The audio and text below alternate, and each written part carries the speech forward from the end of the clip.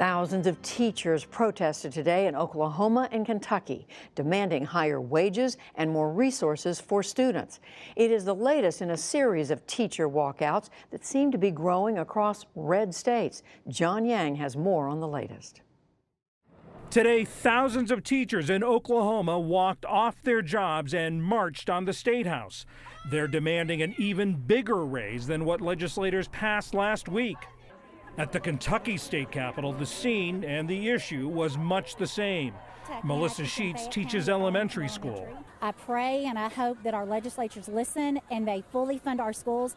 Kentucky's ranked 47th in per pupil funding, and in order for our students to be successful, they need top dollar. So far this year, teachers in 4 states, each with a Republican governor and legislature, have walked out of classrooms to press for more school funding. It began in West Virginia, where a 9-day teacher strike led to 5% raises. Arizona could be next. Teachers there rallied last week at the state capitol. They're considering a strike as they seek a 20% raise. To put all this into context, we're joined by Liana Loewus from our partner Education Week, where she is assistant managing editor. Liana, welcome. Thanks for having me. In Oklahoma, they got a raise from the legislature, but they're still protesting. What does that tell us? The teachers got a $6,100 raise. The legislature passed it last week. But they're not happy with it. That's a lot less than they were asking for. They were asking for $10,000 over 3 years, plus $200 million more in education funding. They didn't get what they asked for, so they said, we're walking out anyways.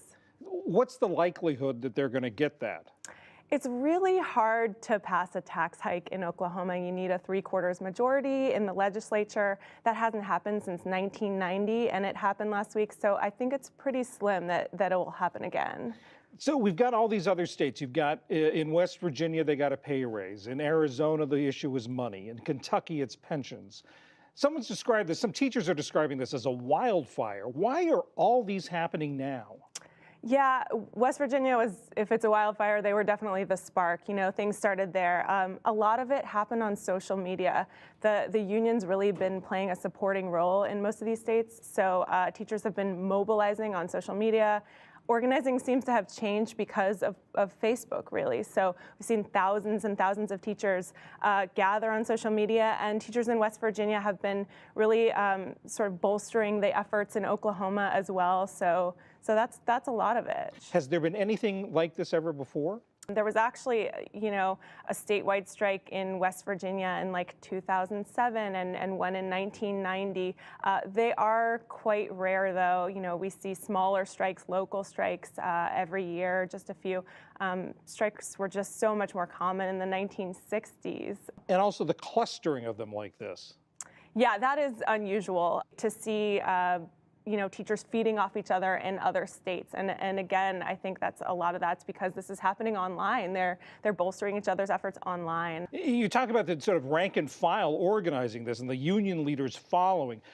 For instance, in Oklahoma today, the union leaders actually wanted to do this later in the month. The union had said they were going to do this on April 23rd, and there was outrage on social media. The rank and file teachers said, no way, we want to do this April 2nd. We don't, you know, we want to do it. We know that's closer to testing, but we don't care. We want this to be effective. And they changed their tack. Teachers want more funding for schools, not only pay, but other things.